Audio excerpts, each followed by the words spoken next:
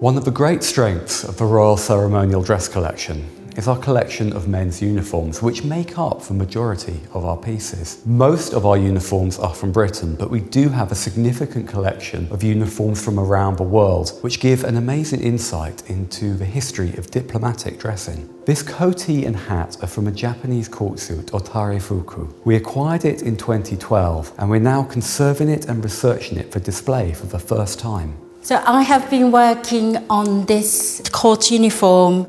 As I am Japanese, it's been absolutely pleasure to learn more about taireifuku and development of the Western clothing. The taireifuku is made from a dark woolen cloth with a white silk lining. It has metal buttons and is embellished with gold raised work embroidery. It has an open neck and then fastens with hooks and eyes at the front. The label inside the coatee shows it was made in Tokyo by the tailor Densuke Uemura, probably in the early 20th century. Gold thread has been lost and showing exposed underneath of the padding, but also we've got wool severely eaten by moth. The hat is a bicorn hat, meaning it has 2 points. The cockade has the same gold embroidery as we see on the coatee, and it's edged in white ostrich feathers. The inside of the hat has 2 initials, KI, embroidered in Gothic script into the lining. Given the high status of the uniform, he might have been a Japanese ambassador overseas. We're hoping to work with experts in Japan to identify who KI was, so we can understand this uniform better. This is beginning of Western clothing in Japan, part of very significant change of the nation from traditional Japan to modernized nation.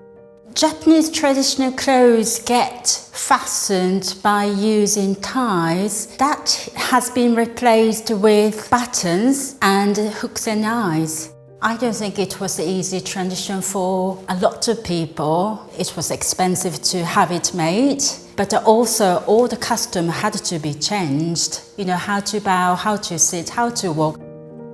The Polonia mon shows that whoever wore this was part of the Japanese civil government. We can tell from the number of petals on the Polonia flower and the extensive gold scrollwork embroidery that he was a very high-ranking official. I've looked into what's the appropriate conservation approach to this coat suit because it has got 2 cultures. My conservation priority has been how to stabilize this fragile gold work. I would like to preserve as much original as possible so the lining remains in place and the tailor's original stitching will be preserved. We've tried to preserve journey and story. In July 2024, Carrie and I were lucky enough to undertake a research trip to Japan to understand taireifuku better. The trip allowed us to see early examples of taireifuku from the 1870s.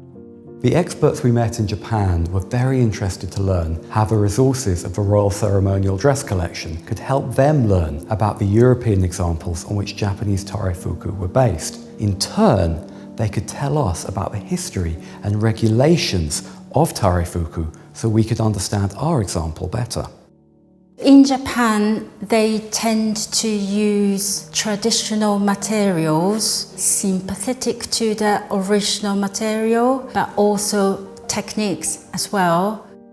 Having objects like this displayed, I hope it plays an important role to share diverse stories and histories to wider audience.